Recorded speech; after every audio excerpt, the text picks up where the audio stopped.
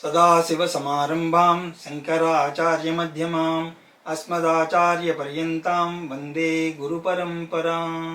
హరి ఓం. శ్రీ గురుభ్యో నమః. హరి ఓం. స్మరవారం వారం కార్యక్రమాన్ని వీక్షిస్తున్నటువంటి ప్రేక్షకులందరికీ శ్రీమద్ రామాయణ సంకీర్తన సత్సంగానికి స్వాగతం. ఈ రామనామ సంకీర్తన అనేటువంటి కార్యక్రమం ఏకాదశి నాడే ఎందుకు చెయ్యాలి అంటే, ఏకాదశి అన్నది హిందువులకు అత్యంత పవిత్రమైనటువంటి రోజు. ఇది నెలకి 2 సార్లు వస్తుంది. అయితే ఏకాదశి నాడు చేయదగినటువంటి కార్యక్రమం ఏమిటి అన్నప్పుడు శాస్త్రంలో ఒక వాక్యం ఉన్నది. ఏకాదశ్యాం తు సర్వేషాం కర్తవ్యం భోజనద్వయం. ఏకాదశి నాడు అందరి కర్తవ్యం ఏమిటి అంటే భోజనద్వయం, 2 సార్లు భోజనం చెయ్యాలి అని కాదు. భోజనా ద్వయం కర్తవ్యం ఇది. ఓ జనులారా, 2 పనులను మీరు చెయ్యాలి. శుద్ధోపవాసం ప్రథమం, మొట్టమొదటిది శుద్ధ ఉపవాసం. తర్వాత సత్కథాశ్రవణం తథా, రెండవది సత్కథాశ్రవణం. కాబట్టి ఏకాదశి నాడు చేయవలసినటువంటి పనులు ఇవి. అందులో ఉపవాసానికి వస్తే దానికి మనకి ఆరోగ్యం సహకరించాలి, విహారం సహకరించాలి. ఈ కోణంలో చూసినప్పుడు ఎంతమంది మరి ఉపవాసం ఉండగలరో లేదో తెలియదు. కానీ భగవత్ కథ శ్రవణానికి సమస్య ఉండకపోవచ్చు. ఆ దిశలో పెద్దలు చెప్పినటువంటి వాక్యాన్ని అనుసరించే ఏకాదశి నాడు రామనామ సంకీర్తన. ఈ రామనామ సంకీర్తన అనేటువంటిది సాంప్రదాయం ఎలాగ ప్రారంభమైంది అంటే, దానిని మీకు మనవి చేసుకుంటూ ముందుకు వెళ్తాను. శ్రీ రామకృష్ణ మఠాలలో శ్రీ రామకృష్ణ పరమహంస వారి మానసపుత్రుడుగా చెప్పబడుతున్నటువంటి బ్రహ్మానందజీ మహారాజ్ వారు రామకృష్ణ పరమహంసలకు మానసపుత్రుడుగా చెప్తారు. బ్రహ్మానందజీ మహారాజ్ని మానసపుత్రుడు అని అంటారు. వివేకానంద స్వామి ప్రియ శిష్యుడైతే బ్రహ్మానందుల వారు మానసపుత్రుడుగా చెప్తారు. ఆయన ఒక సన్నివేశంలో దక్షిణ భారతదేశంలో పర్యటిస్తూ ఉండగా తమిళనాడులో ఒక చోట ఈ సాధువులంతా కూడా సమావేశమై శ్రీ రామనామ సంకీర్తనం చెయ్యడం వారు చూశారు. అది వారికి బాగా నచ్చింది. దాన్ని వారు తమ మఠాలన్నింటిలోనూ కూడా ప్రవేశపెట్టాలి అని అనుకున్న వారై ఆ పాఠమునంతటినీ కూడా తీసుకుని వారి ఆధ్వర్యంలో రామకృష్ణ మఠములన్నింటిలో కూడా ఈ రామనామ సంకీర్తన ప్రారంభమైంది. ఒకసారి బ్రహ్మానంద్ మహారాజ్జీ కాశీ ఆశ్రమంలో ఉండగా బ్రహ్మచారులు, సన్యాసులు, అలాగే ఇతర భక్తులందరూ కూడా కూర్చుని రామనామ సంకీర్తనాన్ని చేసుకుంటున్నారు. ఆ రోజు వారికి ఒక అద్భుతమైనటువంటి దర్శనం అయింది. ఏమిటదంటే, ఒక వృద్ధుడి రూపంలో సాక్షాత్ హనుమంతుల వారు ఆ రామనామ సంకీర్తనకు వచ్చి దూరంగా కూర్చుని శ్రవణం చేస్తూ కనబడ్డారు. యత్ర యత్ర రఘునాథ కీర్తనం తత్ర తత్ర కృతమస్తకాంజలిం బాష్పవారి పరిపూర్ణలోచనం మారుతిం నమత్ రాక్షసాంతకం అన్నట్టుగా ఈ శ్లోకానికి మూర్తి భవించినటువంటి మూర్తిగా ఒక రూపం ఆయనకి కనిపించింది.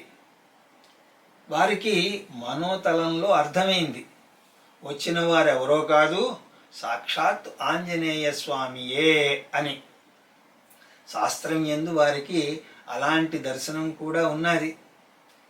ఎక్కడెక్కడ రామ సంకీర్తన జరిగిన ఆంజనేయ స్వామి తన ఉపస్థితిని అనుగ్రహిస్తారు అని చెప్పి ఆ రోజు ఏకాదశి కూడా అయింది. ఆ విధంగా ఏకాదశి రోజున బ్రహ్మానంద మహారాజ్ వారికి ఇలాంటి దర్శనం అయి ఉండడం చేత అప్పటి నుంచి విధిగా ఆ సంఘటనను స్మరించుకునేందుకు వీలుగా శ్రీ రామకృష్ణ మఠములన్నింటిలోనూ కూడా ఏకాదశి నాడు శ్రీరామనామ సంకీర్తనం జరుగుతూ ఉంటుంది. నేను కూడా ఆలోచించి ఆ విధంగా ప్రతి ఏకాదశికి ఈ రామనామ సంకీర్తన చెయ్యాలి అని సంకల్పించాను. అయితే పూజ్య స్వామీజీకి అయినా సరే, నాకైనా సరే ఈ ఆధ్యాత్మిక బీజం అన్నది రామకృష్ణ మఠంలోనే పడింది. ఒక విధంగా చెప్పాలి అంటే ఆ క్షేత్రంలోనే మొలకెత్తినటువంటి మొక్కను నేను. కాబట్టి మన తరగతుల్లో కూడా ఎలాగూ ఆ సాంప్రదాయం ఉన్నది కాబట్టి దానిని కొంతకాలం ఆ రామనామ సంకీర్తనాన్ని ప్రతి ఏకాదశి రోజున చెయ్యాలి అని నిర్ణయించాం. అయితే రామాయణ గాథ అన్నది చెప్పాలి అన్న సంకల్పం నాకు చిన్నప్పటి నుంచి ఉన్నా సరే, అయోధ్యలో బాలరాముడి యొక్క ప్రాణ ప్రతిష్ఠ జరిగినప్పుడు ఆ విగ్రహాన్ని చూసినప్పుడు, ఆ విగ్రహం కూడా ఎంత అందంగా ఉంటుందండి. రాముడి గురించి ఒక సూక్తి ఉన్నది, పుంసామోహన రూపాయ అని అంటారు. అంటే ఆయన యొక్క రూపం చూసిన తర్వాత అందరూ మోహంలో పడిపోతారట. అలాంటి బాలరాముడి యొక్క రూపం చూసిన తర్వాత పూర్తి రామాయణం కాకపోయినా కనీసం బాలకాండ అయినా సరే చెప్తే బాగుంటుంది అన్న ఆలోచన నాకు వచ్చింది. అయితే మీరు అడగచ్చు, ఎంతోమంది రామాయణం గురించి రాముడి గురించి చెప్తూనే ఉన్నారు కదండి, మళ్ళీ మీరు ఎందుకు చెప్పడం అంటే దానికి 2 ప్రయోజనాలను నేను దృష్టిలో పెట్టుకుని చెప్దామని నిర్ణయించాను. ఎలాగూ ఏకాదశి నాడు సంకీర్తన చేద్దాం అని అనుకున్నాం కాబట్టి ఆ రోజు ఆ రాముడు గురించి 4 ముక్కలు చెప్పుకుంటే బాగుంటుంది. అంటే ప్రయోజనం నెంబర్ 1 ఏమిటి అంటే, నా మనసులో శ్రీరామచంద్రుడి యొక్క రూపాన్ని నిలుపుకోవడానికి, నా మనస్సులో రామచంద్రము స్వామిని స్థాపించుకోవడం కోసం. మీరేదో మనస్సు అంటున్నారు, మరి హృదయంలో అంటే హృదయంలో ఆయన ఎప్పుడూ ఉన్నాడు, మనస్సుతోనే ఇబ్బంది వస్తూ ఉంటుంది. మనసులో రామచంద్ర స్వామి వారిని ప్రాకట్యం అది నాకు కావాలి. రెండవది, తదనంతర తరాలకు సైతం ఈ సందేశం వెళ్ళాలి. అలా వెళ్ళాలి అంటే అధ్యయనము చేయాలి, చెప్పాలి కూడా. అందుకే స్వాధ్యాయ ప్రవచనాభ్యాం న ప్రమదితవ్యం. కాబట్టి ఈ 2 ప్రయోజనాలను దృష్టిలో పెట్టుకుని రామాయణ సత్సంగము అన్నట్టుగా ఏకాదశికి ఒక ఘట్టాన్ని స్వీకరించి అధ్యయనం చేద్దాం అని సంకల్పం చేశాను. నా సంకల్పాన్ని ఆ శ్రీరామచంద్రమూర్తి యొక్క ఆశీర్వాదంతో అది నిర్విఘ్నంగా కొనసాగుగాక అని ఆకాంక్షిస్తూ నేను ముందుకు వెళుతున్నాను.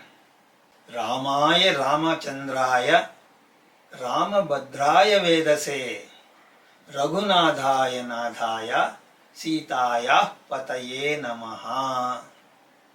చాలామందికి సుపరిచితమైనటువంటి శ్లోకం. శ్రీరామచంద్రమూర్తికి నమస్కరిస్తూ చెప్పేటువంటి శ్లోకం. చాలామందికి ఈ శ్లోకం నోటికి వచ్చి ఉంటుంది. ఈ శ్లోకం నమః అంటూ పూర్తవుతుంది. అంటే నేను నమస్కరిస్తున్నాను. ఎవరికి నమస్కరిస్తున్నావు? రామచంద్ర స్వామికి నమస్కరిస్తున్నాను.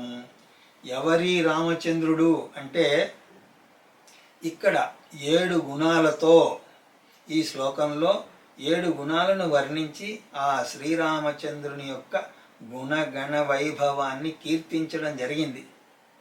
మొదటిది రామాయ నమః, రాముడికి నమస్కారము. రాముడు అంటే రమయితీతి రామః, అందరి హృదయాలలోనూ ఆత్మరూపుడై ఆనందరూపుడై రమించేటువంటి వాడు రాముడు. కాబట్టి రాముడు అన్నప్పుడు ఏదో ఫలానా అవతారము అని అంతటితో అక్కడి దాకా చెప్పి ఆగిపోకూడదు.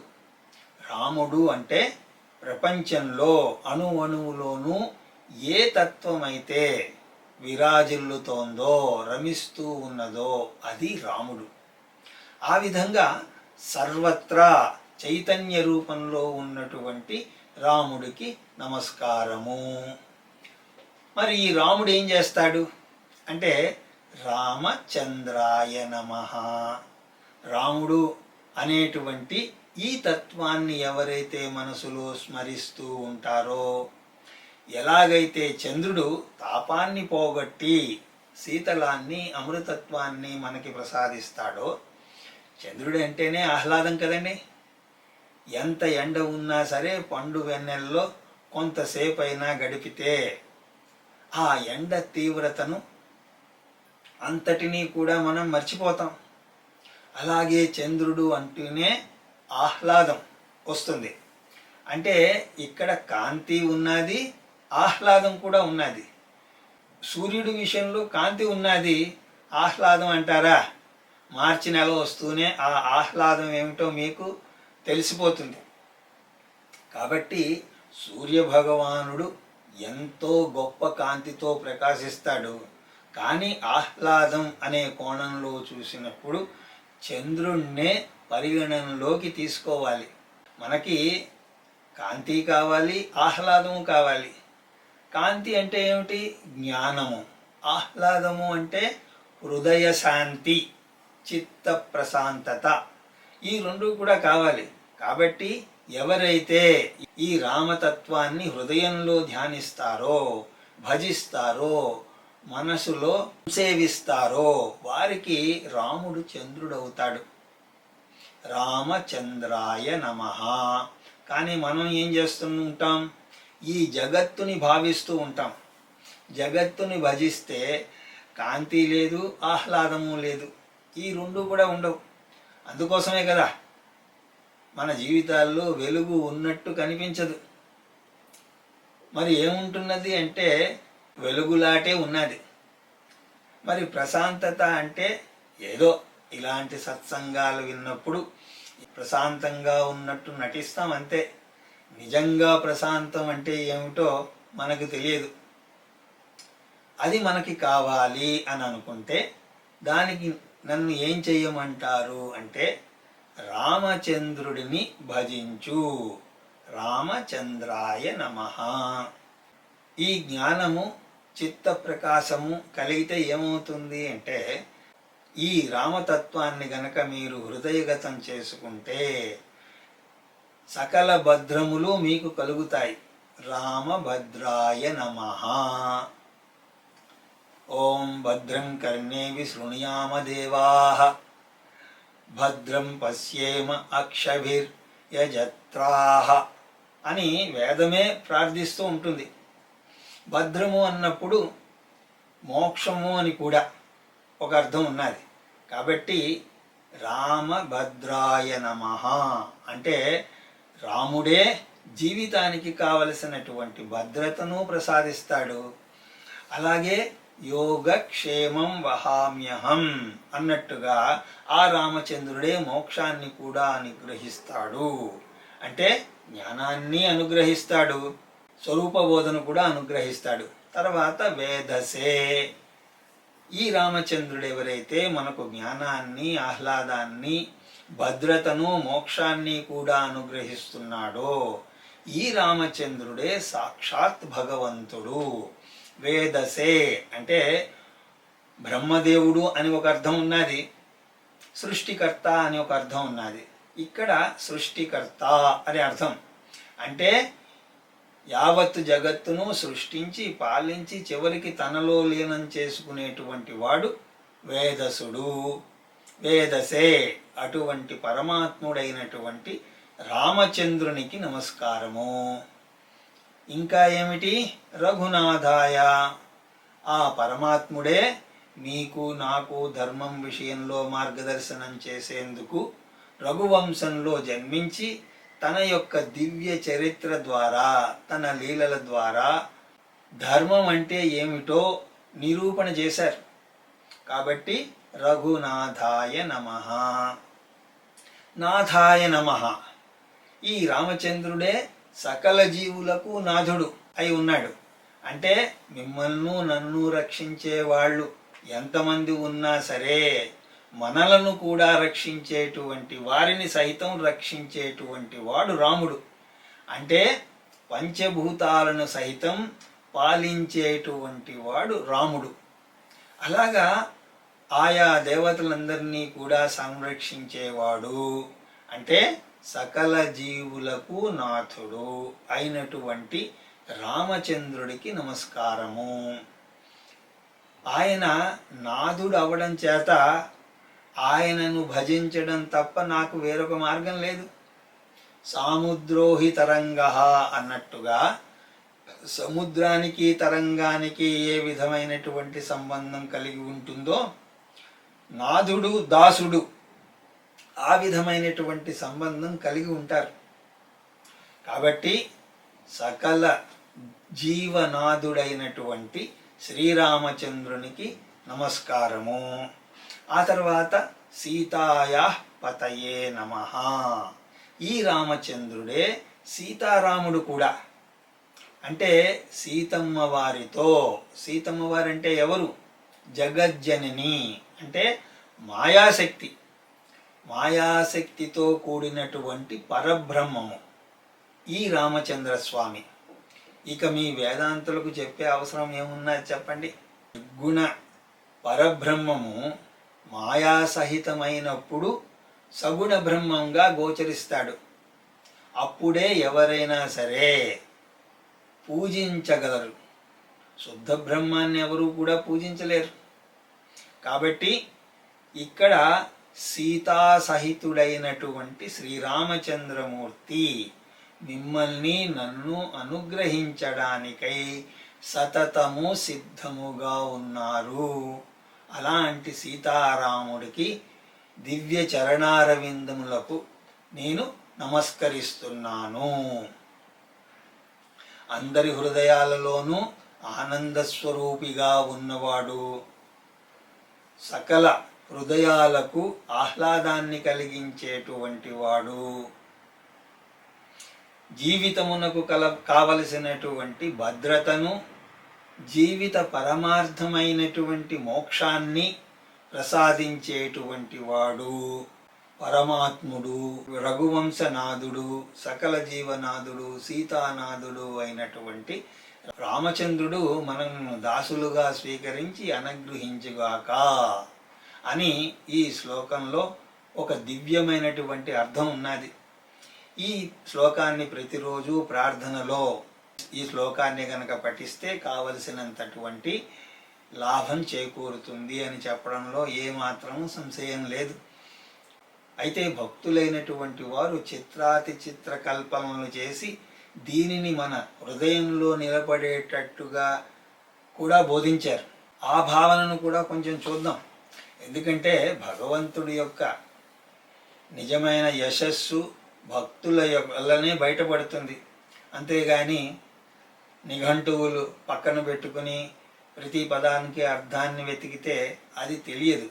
అలాగా అప్పుడు మనకి అర్థమవుతుంది.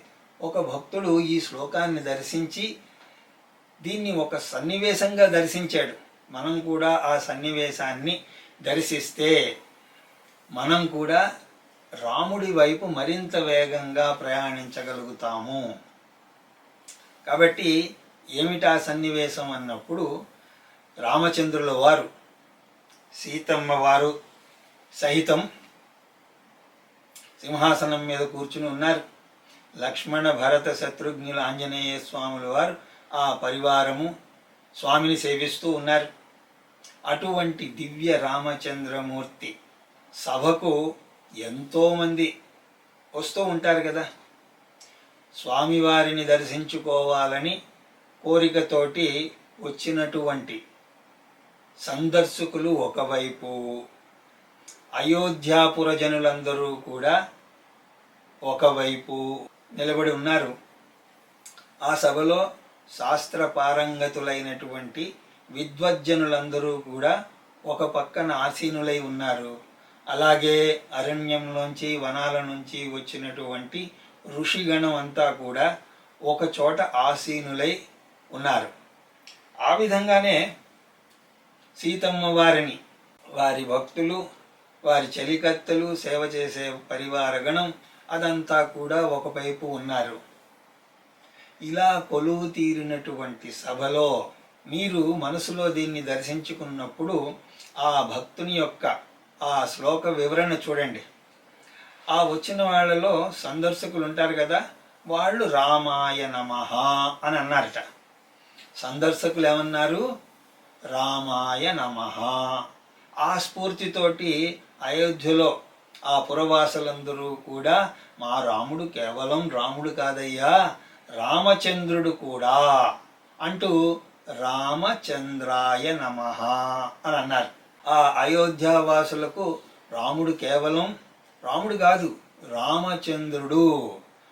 అది వింటూనే ఈ శాస్త్ర పారంగతులైనటువంటి వారు విద్వజ్జనులు అన్నారట, రామభద్రాయ నమః అని అన్నారట.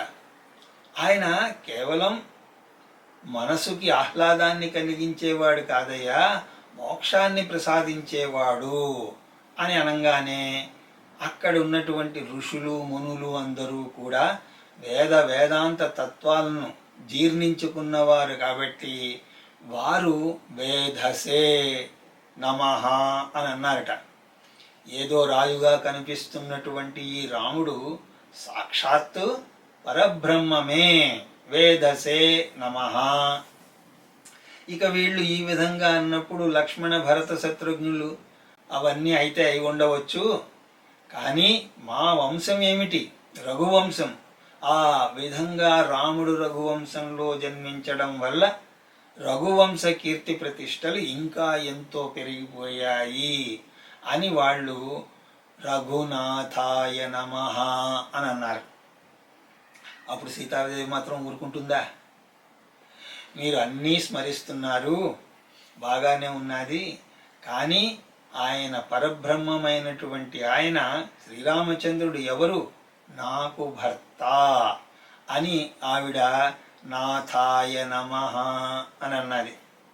అది వింటూనే సీతమ్మ వారి అనుయాయులందరూ కూడా రాముడు ఎంత గొప్పవాడైనా సరే గొప్పతనం అంతా కూడా మా సీతమ్మ వారిని పెళ్లి చేసుకున్న తర్వాత వచ్చిందే అని చెప్పి సీతాపతయే నమః.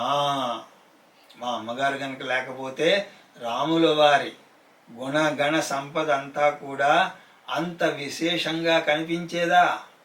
దానికి కారణం మా అమ్మవారు.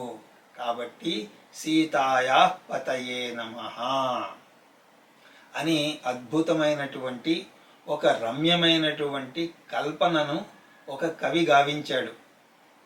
కాబట్టి రామచంద్ర స్వామి కేవలం అయోధ్యానాథుడే కాదు, ధార్మిక జనమానస సింహాసన అధిరోహుడు. శ్రీరామచంద్రుడు ధార్మిక జనుల యొక్క హృదయం అనేటువంటి సింహాసనాన్ని అధిరోహించినటువంటి వాడు. ఆయన యొక్క స్వరూపం ఎలాంటిది అంటే రామాయణంలో దాని గురించి చెప్తారు. మారీచుడు అనేటువంటి రాక్షసుడు రాముడు గురించి చెప్తాడు. రామో విగ్రహవాన్ ధర్మ, ధర్మము ఇది అని చెప్పాలంటే, ధర్మము మూర్తివంతమై కనిపించాలి అంటే అది కేవలం రామచంద్రమూర్తి రూపంలోనే కనిపిస్తుంది. ఈ మాట ఎందుకు చెప్తున్నాను అంటే రామాయణంలో ప్రతి అణువు కూడా ధర్మాన్ని నిరూపించేందుకే ప్రయత్నం చేస్తుంది. అందుకోసమే రామచంద్రుడు ధర్మస్వరూపుడు. ధర్మస్వరూపుడైనటువంటి రామచంద్రమూర్తి గాథలో ప్రతి అణువు కూడా ధర్మాన్నే చెప్తుంది.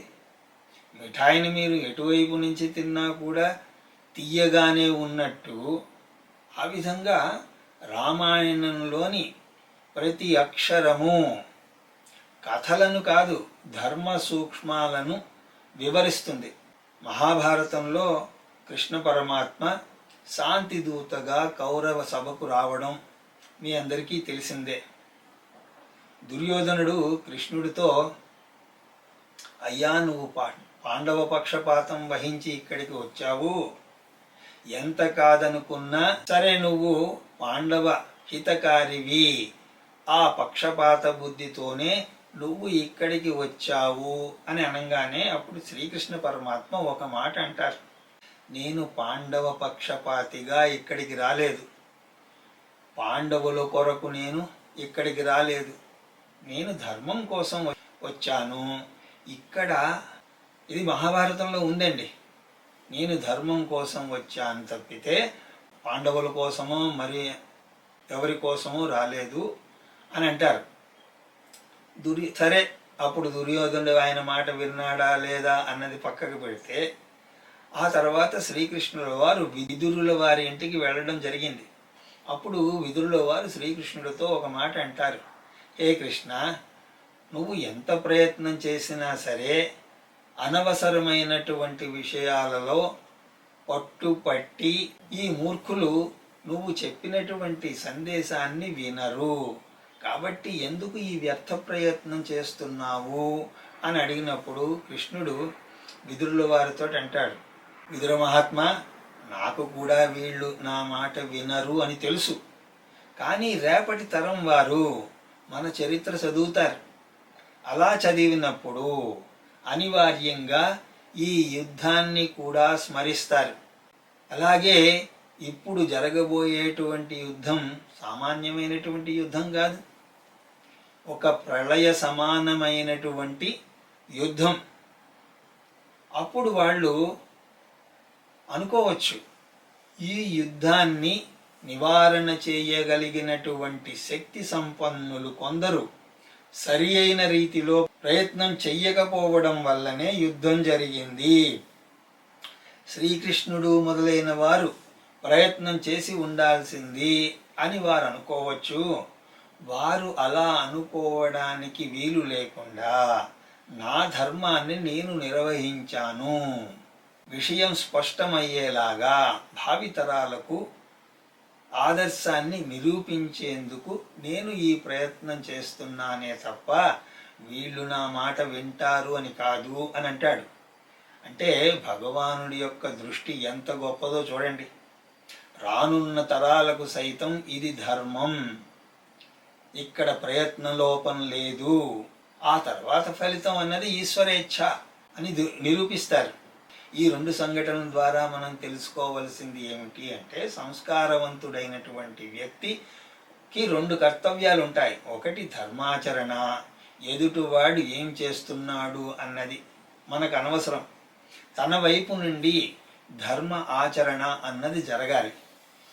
రెండవది ఆదర్శ నిరూపణ, అంటే ఒక ఆదర్శాన్ని తదనంతర తరాలకు కూడా నిరూపించగలగాలి. అవునా కాదా? ఈరోజు సమాజంలో అవాంఛనీయమైనటువంటి సంఘటనలు కలుగుతున్నాయి అంటే ఈ రెండు లేకపోవడమే.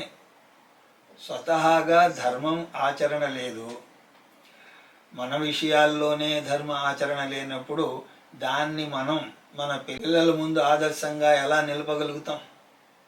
డబ్బు సంపాదనే లక్ష్యంగా నేను పెట్టుకుంటే నా పిల్లలు భజన కీర్తన చెయ్యాలి అంటే ఎలా చేస్తారు? కాబట్టి సమాజం ఎక్కడ వెనకబడుతోంది అంటే ఇదిగో ఇక్కడ వెనకబడుతోంది. ఏదో అందరూ కూడా ఈ క్రైసిస్, ఆ క్రైసిస్, ఫైనాన్షియల్ క్రైసిస్ అని అంటూ ఉంటారు. కానీ వాట్ అబౌట్ క్యారెక్టర్ క్రైసిస్? సమాజంలో ఈ క్యారెక్టర్ క్రైసిస్ దాన్ని సవరించకుండా పైపైన ఏదో సవరించినంత మాత్రాన మనిషిలో ఆత్యంతంలో దుఃఖంతో ఉంటూనే ఉంటాడు. సంస్కారవంతుడైనటువంటి వ్యక్తి యొక్క కర్తవ్యం తాను ధర్మానికై ప్రయత్నం చేయాలి, ధర్మ ఆచరణ యందు శ్రద్ధ కలిగి ఉండాలి, తద్వారా తర్వాత తరానికి ఆదర్శంగా నిలవాలి.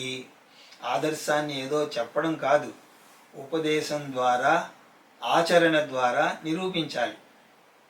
ఇటువంటి ధర్మాచరణము ఆదర్శ నిరూపణమును మన హృదయాలలో నిలిపేందుకే ఈ రామాయణ మహాభారతముల యందు, పురాణాల యందు, ఒక మాటలో మన భారతీయ వాంగ్మయం యందు అనేక మంది మహాత్ముల యొక్క చరిత్రలు మనకు మార్గదర్శనం చేస్తాయి. కాబట్టి అవేవో కథలు అని అనుకోకండి.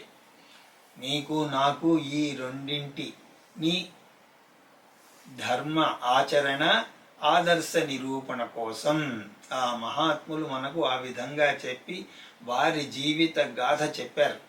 కాబట్టి ధర్మాచరణ ఆదర్శ నిరూపణ వీటిని నేర్చుకోవడానికి మనకు తెలిపేటువంటి గ్రంథాలు ముఖ్యంగా రెండున్నాయి. అవి రామాయణము, మహాభారతం. ఈ రెండింటి యందు కూడా ఈ ప్రయత్నం జరిగింది.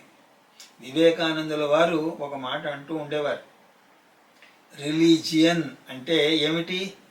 Realisation, transformation. ఈ రెండు కలిగినదే రిలీజియన్. ఈ రెండు లేకుండా మీరు ఎంత పైన ఎన్ని మాటలు చెప్పినా, ఎన్ని పూజలు చేసినా అవేవి కూడా పెద్ద ధార్మిక అనుష్ఠానం అని అనడానికి లేదు. అంటే రిలీజియన్ అంటే రియలైజేషన్ అండ్ ట్రాన్స్ఫర్మేషన్, అంటే హృదయంలో రూపాంతరణ జరగాలి. అది జరగడానికే ఈ రెండు కూడా మూల స్తంభాలు, శ్రీమద్ రామాయణము, శ్రీమద్ మహాభారతము. ఈ రెండు గ్రంథాలు సాంప్రదాయంలో ఇతిహాసము అని వాటికి పేరు. పురాణములు, ఇతిహాసాలు అన్న పదాలు మీరు వినే ఉంటారు. ఇంగ్లీష్లో దీన్ని ఏదో ఎపిక్ అని అంటారు. ఎపిక్ అంటే నాకేమిటో తెలియదు, కానీ ఇతిహాసము అంటే ఏమిటో తెలుసు. అందులో ఒక అర్థాన్ని గనక తీసుకుంటే ఇతి హా సా, ఇలాగ జరిగినది, ఈ విధంగా జరిగింది, దాని నుండి నువ్వు పాఠాలు నేర్చుకుని ప్రేరణ పొంది నీ జీవితాన్ని సరిదిద్దుకో. ఇది సిద్ధాంతం. విష్ణు ధర్మోత్తర పురాణంలో ఇతిహాసానికి ఒక చక్కటి నిర్వచనం చెప్పారు. ఇతిహాసము అన్నప్పుడు దాంట్లో ఏమేమి ఉండాలి? నేను భాగవతం చెప్పినప్పుడు పురాణం అంటే ఏమిటి, పురాణం పంచలక్షణం అంటూ ఆ లక్షణాలన్నీ చెప్పుకున్నాం. మరి ఇతిహాసం అంటే ఏమిటి? ధర్మార్థ కామ మోక్షాణం ఉపదేశ సమన్వితం పూర్వవృత్తం కథాయుక్తం ఇతిహాసం ప్రవక్ష్యతే. ఇతిహాసం యొక్క స్వరూపం ఇది. ధర్మ అర్థ కామ మోక్షముల ఉపదేశ సమన్వితం. అందులో ప్రతి మాట కూడా చతుర్విధ పురుషార్థములకు సంబంధించిన ఉపదేశంతో నిండి ఉండాలి. ధర్మం అంటే ఏమిటో చెప్పాలి, అర్థం అంటే ఏమిటో చెప్పాలి, కామం అంటే ఏమిటో చెప్పాలి, అలాగే మోక్షం అంటే ఏమిటో కూడా చెప్పాలి. అలాగే ధర్మార్థ కామ మోక్షాల యొక్క సాధన ఏమిటో దాన్ని కూడా చెప్పాలి. అది ఉపదేశ సమన్వితం అంటే.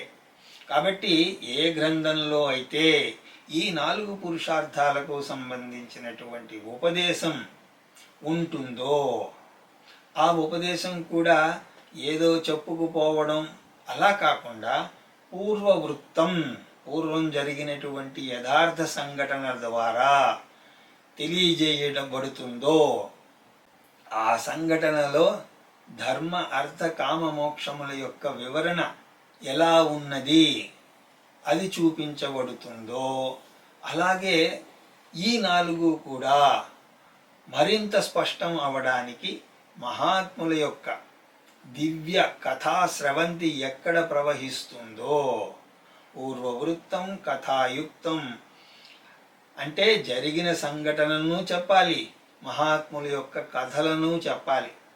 ఇవన్నీ దేని కొరకు అంటే ధర్మ అర్థ కామ మోక్షములనేటువంటి పురుషార్థముల యొక్క ఉపదేశం కోసం.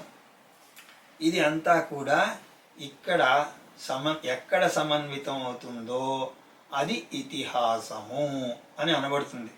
కాబట్టి ఏ ఇతిహాసము అన్నప్పుడు ఏ ఒక్కరి కూడా కథ కాదు.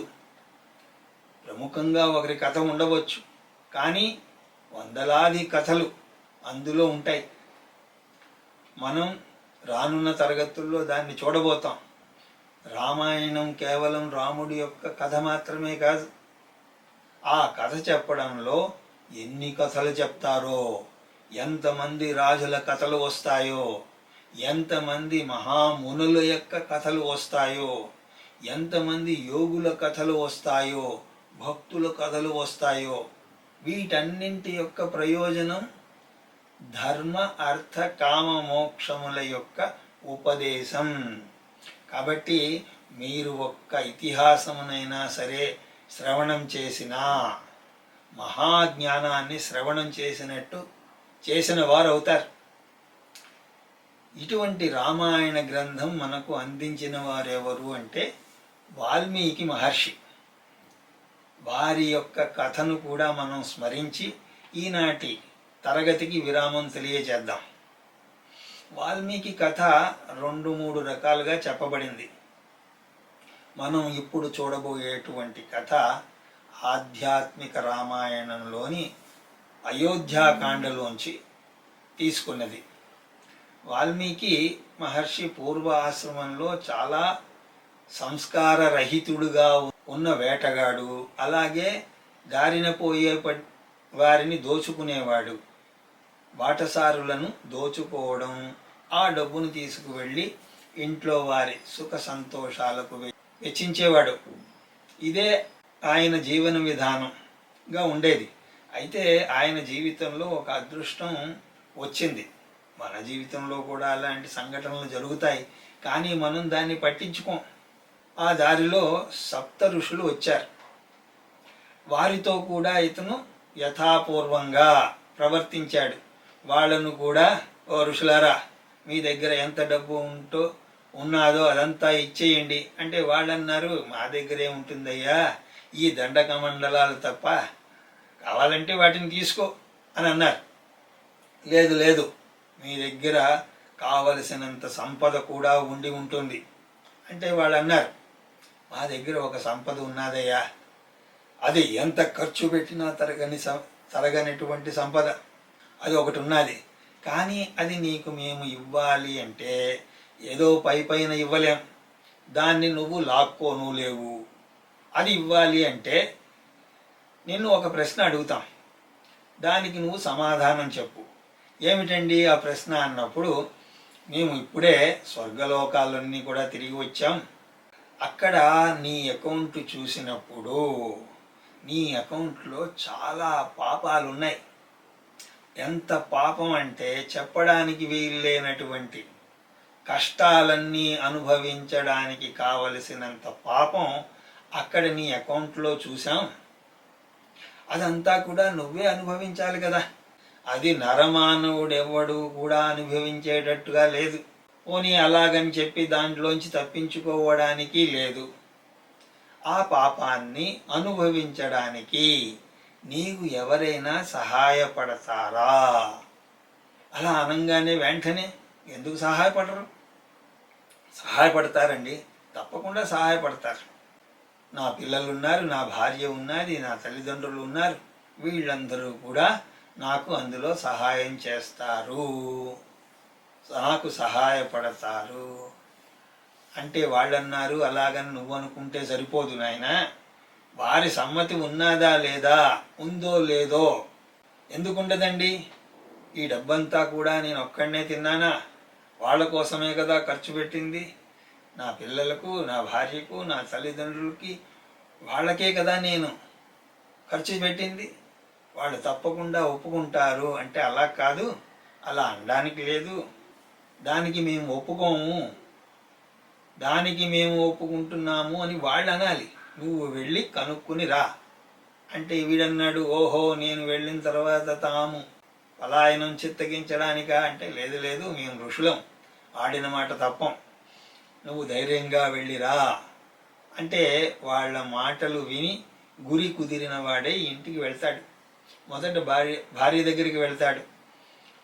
నేను అందరినీ దోచుకుని నీకు ఇస్తున్నాను కాబట్టి ఈ పాపంలో నీకు కూడా వాటా ఉంది కదా అని అంటాడు. అప్పుడు ఆవిడన్నది, నువ్వు ఎంత మూర్ఖుడివి, నీ బాధ్యత నువ్వు నిర్వహిస్తే నీ పాపంలో నాకెందుకు వాటా ఉంటుంది, నువ్వు ఎలా సంపాదిస్తే నాకేమిటి, ఇంటికి వచ్చిన తర్వాత ఆ సొమ్ముని అందరికీ తగిన విధంగా నేను ఖర్చు పెట్టాను, అది నా బాధ్యత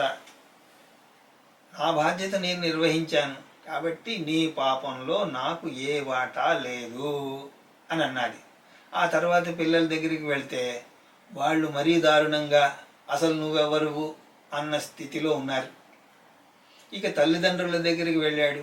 వెళితే వాళ్ళు, నాయనా మమ్మల్ని పోషించడం నీ బాధ్యత, ఏదో నువ్వు సంపాదించి వస్తున్నావు ఇస్తున్నావు అంతే తప్ప పాపంలో భాగం ఎవరు తీసుకుంటాడు చెప్పు, మాకు సంబంధం లేదు అని వాళ్ళు కూడా అన్నారు. అలా అన్నాక ఇక నిర్విణ్యుడైపోయాడు. ఎలా తప్పించుకుంటున్నారో కదా అని అనుకున్నాడు. వారి వాక్కులకు ఖిన్నుడై తిరిగి వెళ్ళిపోయి ఆ ఋషుల దగ్గరకు వెళితే అక్కడ వాళ్ళు అక్కడే ఉన్నారు. నాయనా వారి సమ్మతం తీసుకున్నావా అని అడిగారు. లేదు స్వామి, వారు నా పాపంలో ఎవ్వరికీ ఏ విధమైనటువంటి భాగస్వామ్యం లేదు అని తేల్చి చెప్పేశారు. అదే కదయ్యా మేము కూడా ముందు చెప్పాం, ఇదంతా కూడా నువ్వే అనుభవించాలి.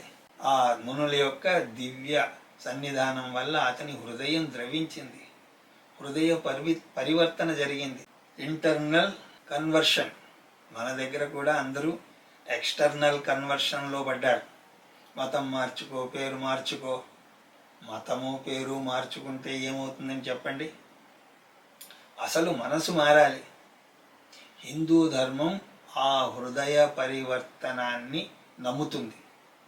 మిగతా వాళ్ళు వేరు, మిగతా వాళ్ళు పేరు మార్చుకోవడాన్ని నమ్ముతారు. అది నిజమైనటువంటి పరివర్తన కాదు, రూపాంతరణ కాదు. అలాగ పరివర్తన చెందినవాడే ఆ ఋషుల యొక్క పాదములను పట్టుకుని నేను తరించేటువంటి మార్గం ఏదైనా ఉన్నదా, ఎన్ని పాపములు చేసిన వాడికి తరుణోపాయం ఏదైనా ఉన్నదా అని అడిగినప్పుడు ఆ ఋషులు తప్పకుండానయ్యా నువ్వు రక్షింపబడతావు, ఉన్నతుడు అవుతావు అని అప్పుడు ఆ వేటగాడికి ఆ దొంగకి రామనామాన్ని ఉపదేశిస్తారు. ఈ రామనామాన్ని నువ్వు నిరంతరం స్మరణ చెయ్యి. రామ్ రామ్ రామ్ అంటూ నిరంతరం ధ్యానించు, ఒక తపస్సులాగా అనుష్ఠించు. ఇక తెలుగులో ఒక కథ ఉండనే ఉంది. అతనికి రామ్ అంటే అది అనడం రాలేదని, మార్ అని అన్నారని అలాగేదో చెప్తారు.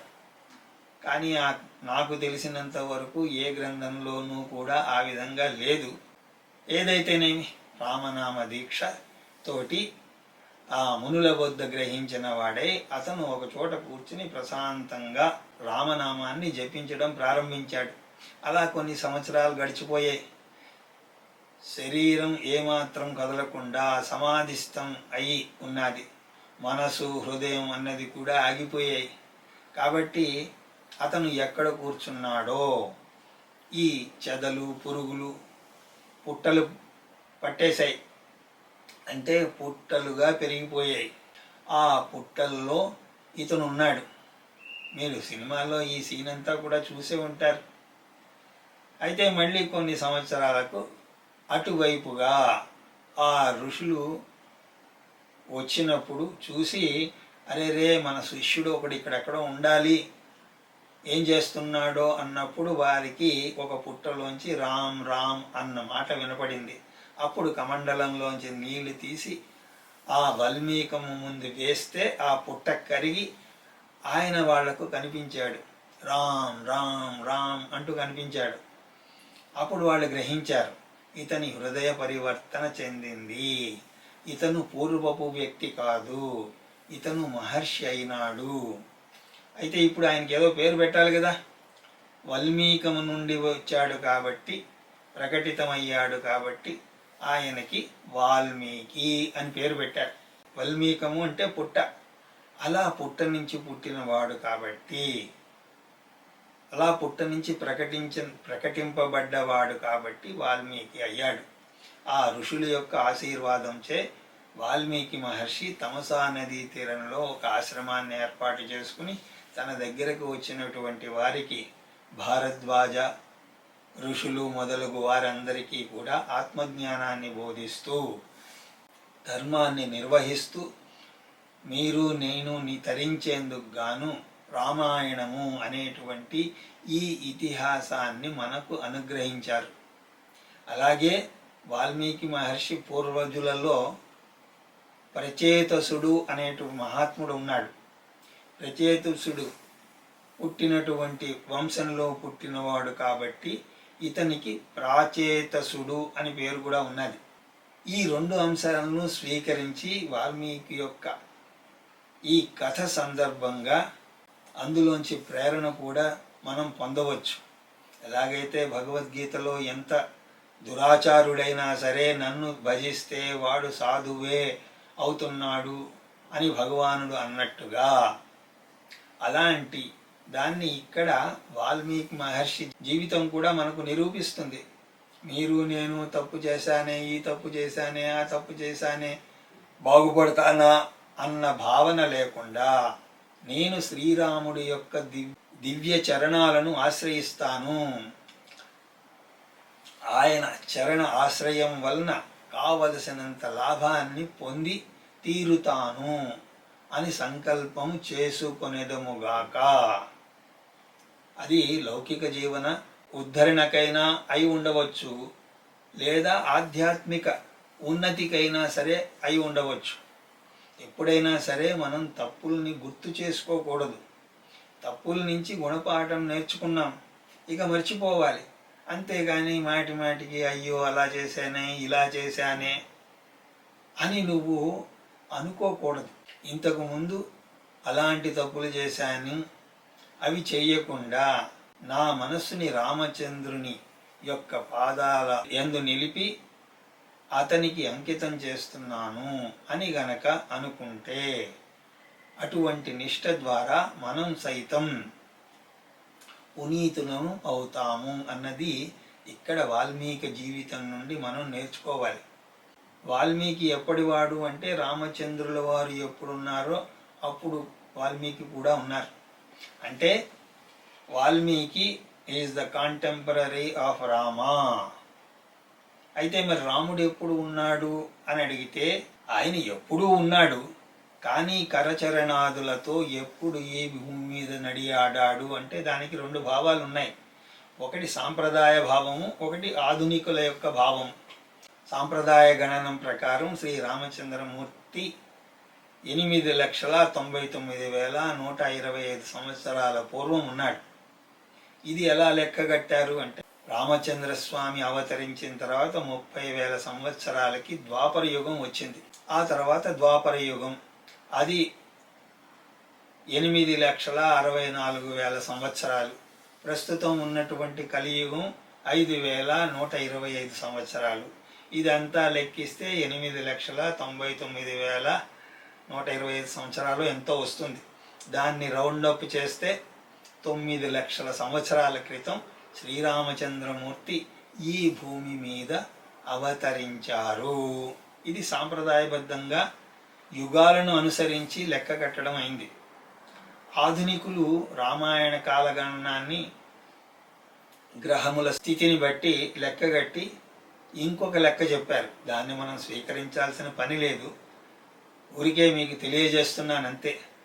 వారి ప్రకారం రామచంద్రమూర్తి క్రీస్తు పూర్వం 4,342 సంవత్సరాల నుంచి 4,271 సంవత్సరాలు, ఆ విధంగా 71 సంవత్సరాలు శ్రీరామచంద్రమూర్తి ఈ భూమి మీద నివసించారు అని వారు చెప్తారు.